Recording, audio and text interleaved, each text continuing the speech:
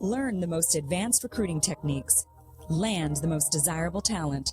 Launch your company towards massive success. This is the Higher Power Radio Show with Rick Girard.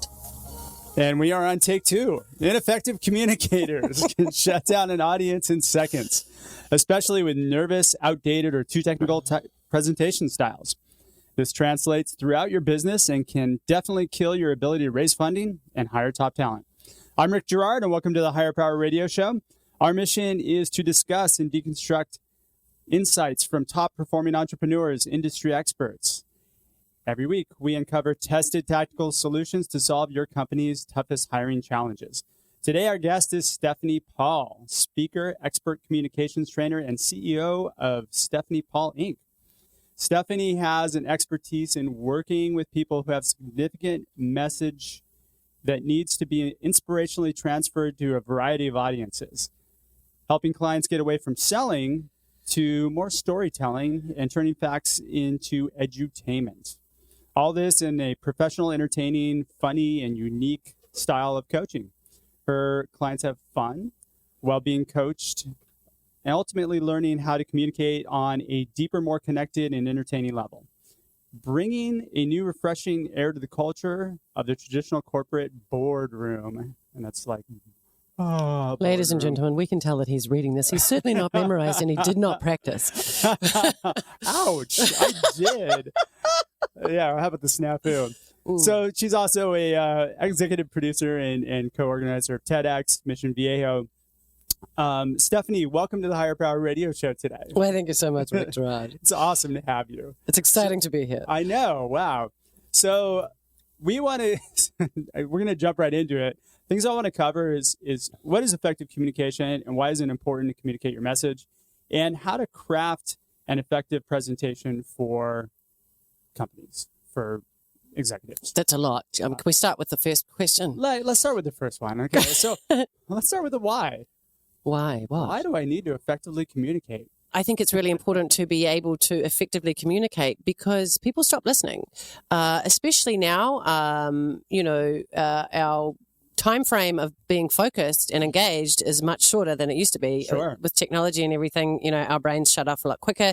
They want interaction. They want to be stimulated. They want to move around. So if you're not communicating effectively, you literally shut people off, and they'll pick up their phone. They'll start thinking about what they're going to have for dinner. They'll start looking at your shoes and saying, "Oh, I don't like that guy's shoes."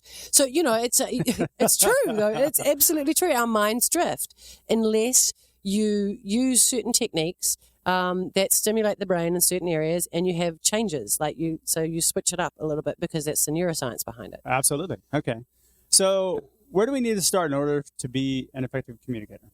I think to be an effective communicator, you have to start with listening. Absolutely.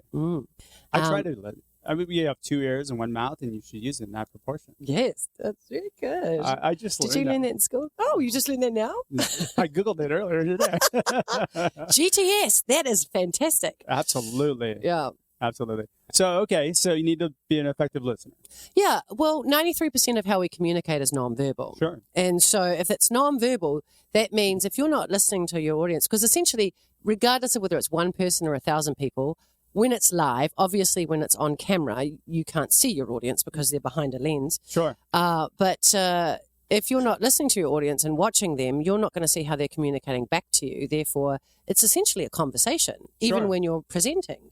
If you don't include them and interact with them in some way, obviously you've got a message you need to get across, you've got some form of information, but if you're not listening to them, your audience will actually tell you where they want you to go and what information you can tell when they're bored. They will, absolutely. So if you're not seeing when they're bored, or you're not seeing when they switch off, or you're not allowing them to laugh when they think something's funny and communicating with that. And you're just blowing past it and not letting them soak in the moment. Well, also then they don't feel like you're really talking to them. Sure. It doesn't matter whether you're speaking to one person or 100 people. You should always consider it as if you're having an intimate conversation and you're trying to affect one person, and speak to that person, to their heart, their mind, their emotions, their needs and their desires, because ultimately what's in it for them, right? Yeah. This is great timing, by the way, for me, since I actually have a big presentation tomorrow. So how do you actually listen when you're giving a talk?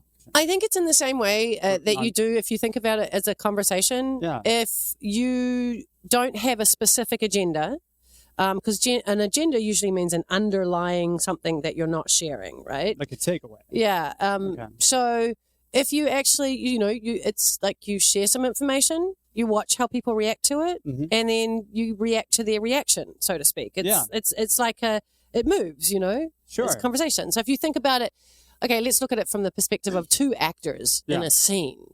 One actor does his line and listens to the behavior of the other actor, and then the other actor delivers and it's a behavioral exchange with acting, right? So it's the same thing with a communication with an audience.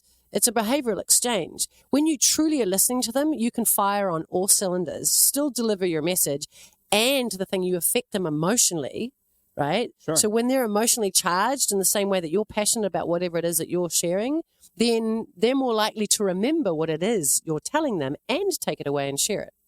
So we mentioned in the opening about how presentations can be too outdated or too technical, right? Mm-hmm. So how do you get away from that, especially if you're doing a presentation to raise funding or something to that effect, where I've worked with a lot of clients, especially in the life sciences, tech industries, things like that, people who pitch to VCs. Yeah. And they often have very technical stuff. Yeah. Now, their audiences as VCs, because not all VCs are science-based, not all VCs are tech-based. Some VCs have just got a hell of a lot of money. And it depends on what their background is as to what they're really going to understand. So when you've got a group of those people mixed into your audience who potentially might fund whatever it is that you're trying to create, sure, you need to speak to a wider audience. Now, we all have emotions, right? We all get charged up by emotions. You can always give your little packet with all your science and all that sort of stuff, but it's for people to read afterwards, or people can ask questions afterwards. The whole Q&A thing will come and have a meeting with you. What you really want to focus on in that 7, 10, 15, 20-minute presentation that you have is, how do I charge up a bunch of VCs to get as excited about my product as I am, prove to them that it works, and get them more interested to ask questions. Because ultimately in that scenario, you want people to be like, hey, what about this? What about this? Even challenging you to say, well, I know this A, B, and C over here. So that starts conversation. Yeah. So essentially you're enticing them to go into due diligence so that, you can effectively get funded by them at some point. Yeah. It's kind of like an emotional commercial, if that makes any sense on a layman level. Do you find that some CEOs do better because of their presentations are stronger in raising capital? Oh, absolutely. Okay. Yeah, absolutely. I've had the fortunate ability. Now, I can't say it was all because of me, but I have had people go to raise a certain amount of money and raise above that. Oh, really? Yeah. Okay. Whether I had a hand in that or not, I don't know, but they you can pat yourself on the back. It's okay. Yeah. Well, they've hired me again multiple times after the fact and referred me to other VCs, and I've worked with other people because of those scenarios. Awesome. What components do you think make a great presentation? There's a few. If you're talking about having a presentation where you've got slides, your slides need to support your message, not be necessarily part of it, if that makes any sense. So if you have imagery, you want your images to be really bold, really bright, and really emotionally driven to match whatever it is you're saying. You also want them to be salient. Now, salient means that, you have a bold message that's maybe the 10% of your message that you really want people to take away. Sure. We're just using 10% because it's a nice number, because they're not going to remember 90%. They're only going to remember maybe 10, 12, 15. There's no specific statistic that says exactly. So like when you give a talk, you're really only going to try to get them to retain 10%. Yeah, that would be nice. That would be, and it's if you can keep them that long. But you also want to, whatever that 10% is, you want to repeat it in multiple different ways, because other people have different ways that they learn. Some are audible, some are visual, some, but we're all emotional in the way we remember stuff. So that 10%, if you're very creative and clever, you can filter it through that you say it multiple different ways throughout the presentation. So it doesn't become boring. Like you're saying, the dog walked down the street, 10 times throughout the presentation. That's too literal. And then get creative with, you can use things like music, stimulate them with humor. Appropriate planned humor is exceptionally good.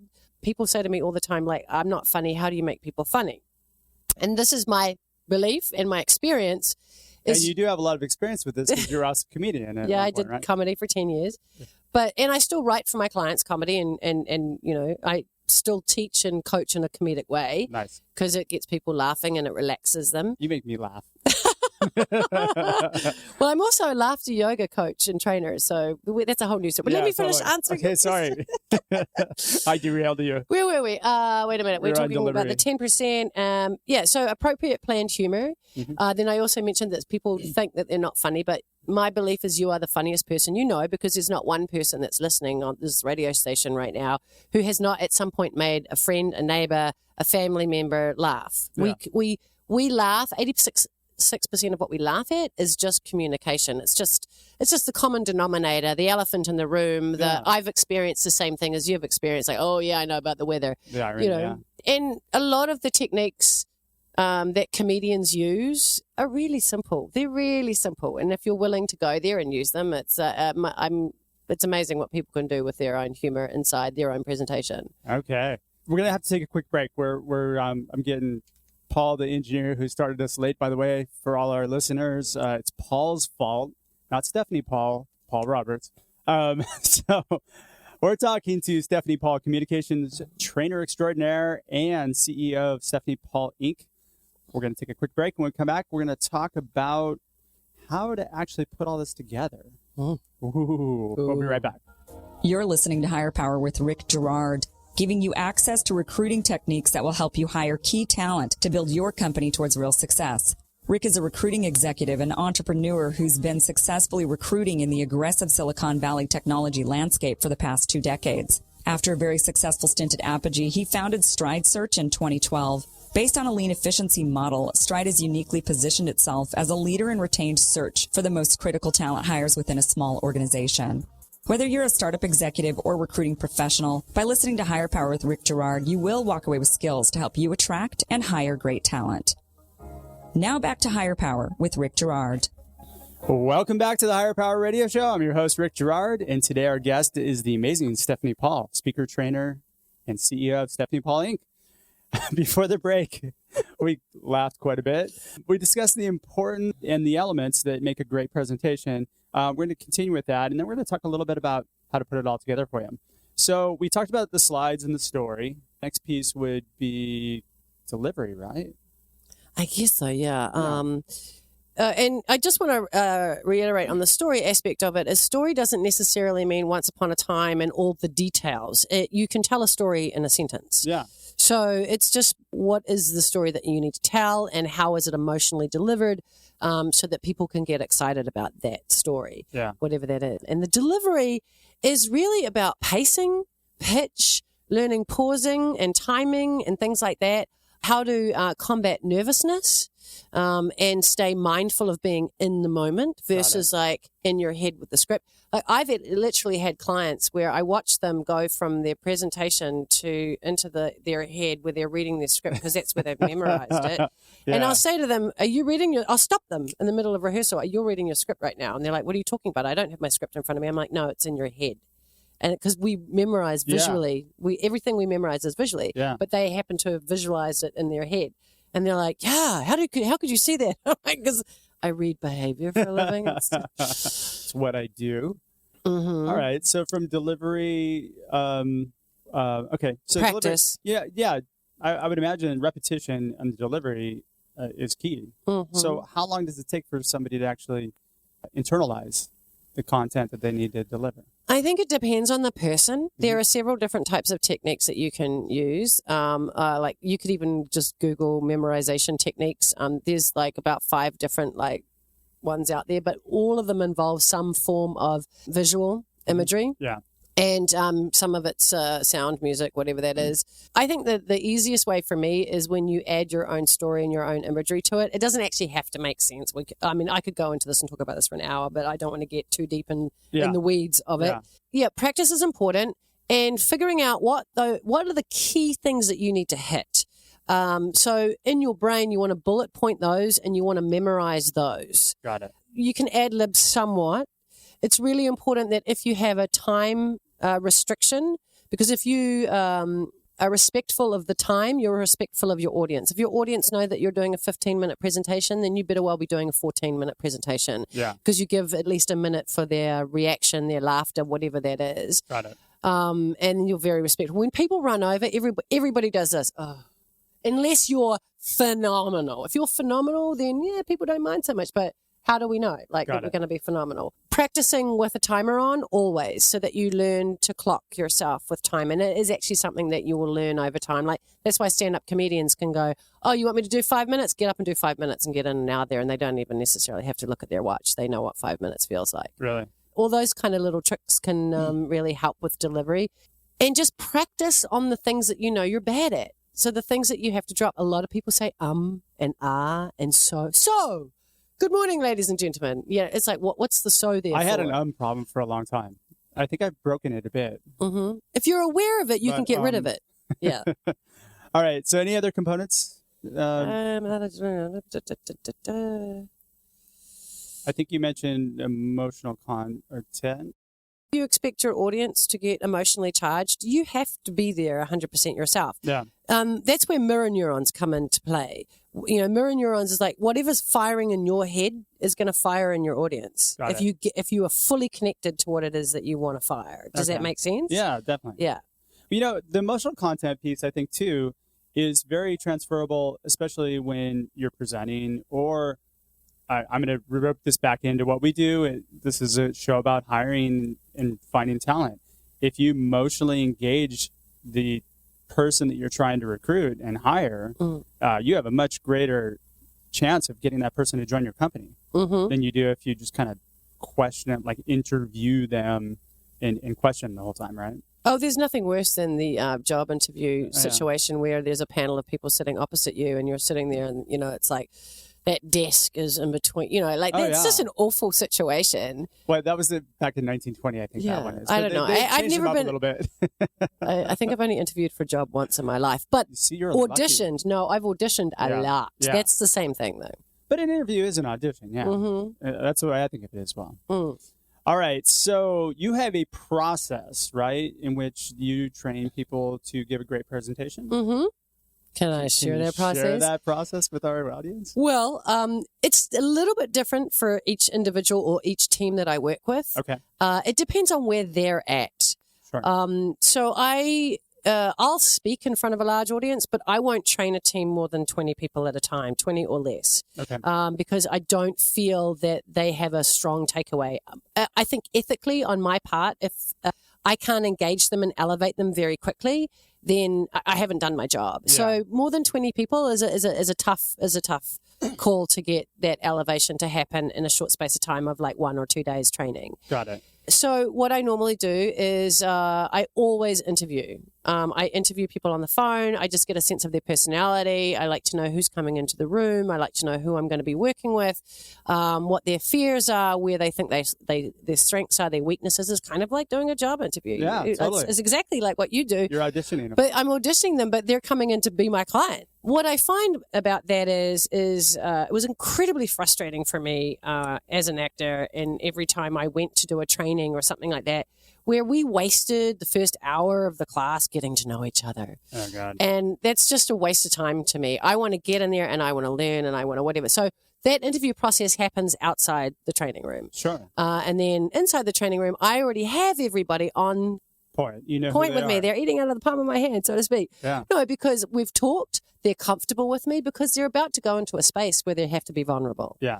And, you know, especially when you're talking with tech people, geeks, you know, science people, stuff like that. You know, being vulnerable is very uncomfortable. Very, very uncomfortable for those guys. But once they have a bit of a joke with me, they find out that I'm not like, you know, I'm not going to be like tearing them down and stripping them apart. And well, I sort of am, but at least they're comfortable with it.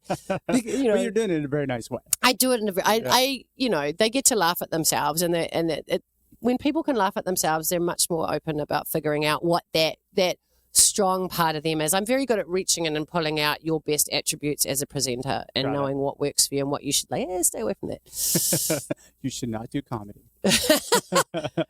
Okay. So what is the process that you run? Like what would be your typical process that you could give to our audience that maybe would help them to structure or put together a presentation if they Well, let's just say, because I don't know what each audience member individually is wanting to do, so let's not talk about teams that I work with. Let's talk more about an individual. If you have a presentation and you need to put it together, first of all, you have to figure out what's your objective. Mm-hmm.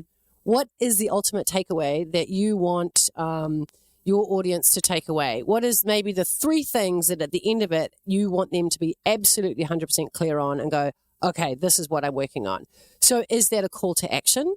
Is that something that that's a strong memory that makes them want to buy? Well, I don't get into the sales thing. I'm not a salesperson. Yeah. But so what is the ultimate goal of the presentation? And then sort of backtrack it to, well, what is your top 10% that you need to repeat through the presentation so that it comes back and you do it in a different way, and so that the message comes across a different stimuli, Well, there's typically a trend too where basically it's more of an education-based presentation as opposed to a sales-based presentation these days, right? Yeah, those salespeople they're just like, raise your hand and now you want to buy from me and raise your hand. It's like, ooh. Yeah, people run from that. Yeah. Okay. But there's a lot of people still out there doing it, that 20-year-old presentation style.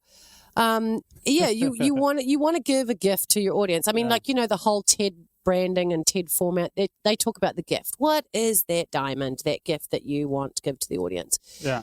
So I think that's really key. Then writing out, there's a great website, it's called Words to Minutes, I think it is, online, where you can actually, if you've got 15 minutes that you need to say, then, figure out how many words that is. I think 15 minutes is about about 2,000 words, I think is 15 minutes. Oh, really? Off the top of my head. But, figure out what that is, and then you want to cut it down. You want to rehearse it with your time clock and figure out that you're hitting that section. Like I said, you want to come in 13 and a half, 14 minutes if you're doing a 15-minute presentation. Okay. And then you want to match your images up with your presentation or your videos or whatever that is. So your audience cannot multitask. They cannot listen to you and look at something at the same time. If you want them to read something, well, then read it along with them. Got it. A good interaction is having whatever it is having that in front of them and then getting them to read with you, getting someone from the audience to read it out loud. So giving a handout or something. Yeah. Or as long as it's conducive. That engages them. Yeah, as long as it's conducive with what you're doing. Sure. But there are lots of different things that you can get the audience to engage with you so that you're not just talking at them. Okay. So there can be physical things, there can be answering questions, raise your hand, blah, blah, blah, all that kind of stuff, so that you have different stimuli throughout the presentation. You've got different imagery that supports what you're saying, that drives emotion. Make sure that it's not specific, that you leave it open enough so that they are allowed to have their own interpretation of what it is that you're showing them versus the Nazi style of this is mandatory, you must feel and think this way.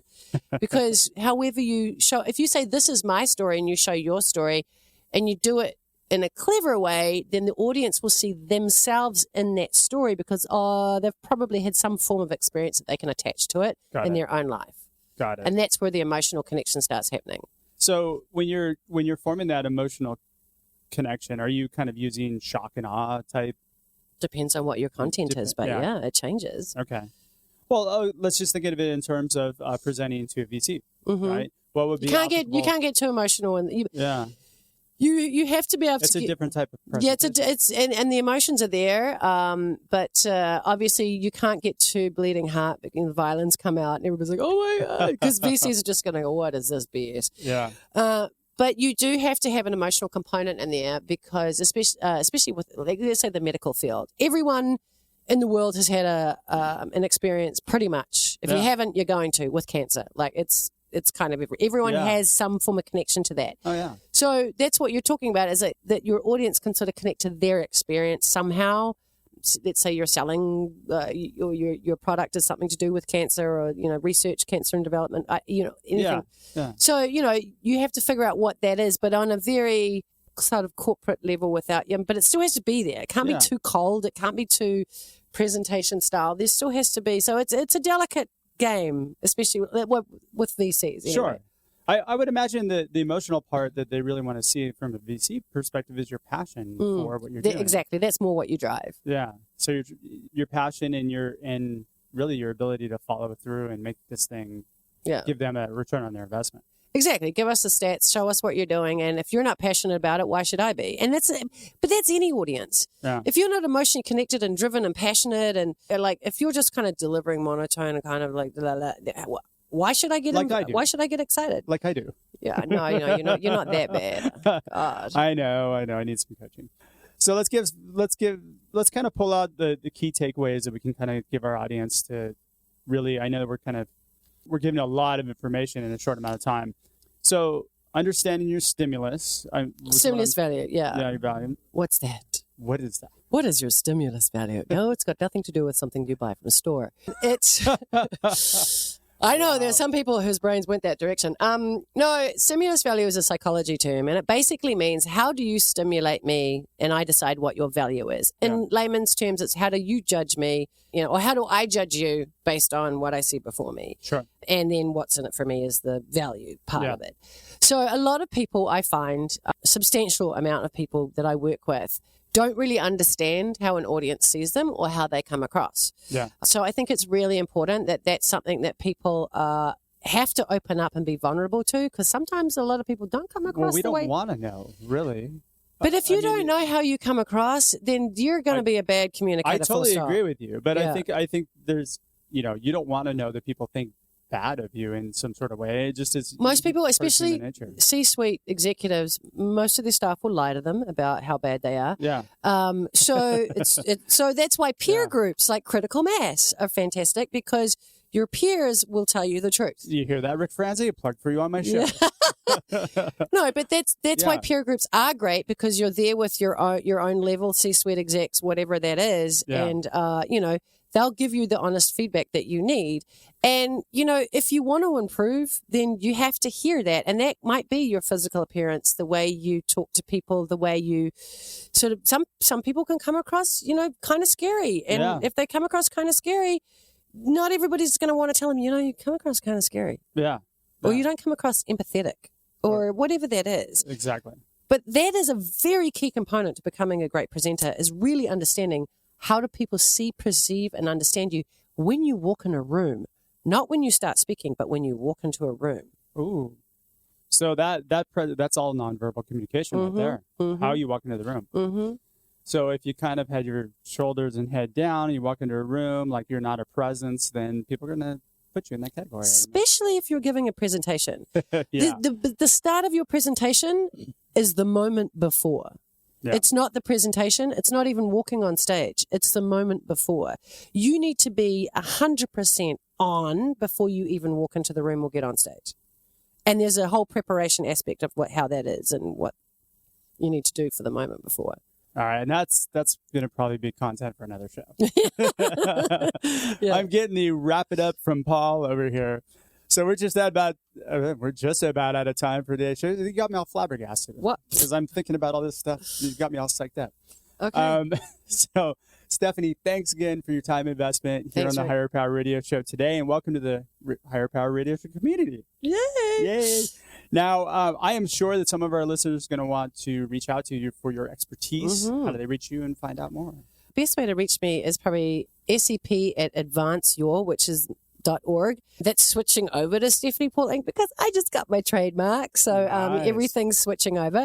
But if you Google Stephanie Paul, literally spell Stephanie Paul if you could. STEPHANIEPAUL. Wow, he rolls into sexy voice. Yeah, with an American accent, of course. Wow.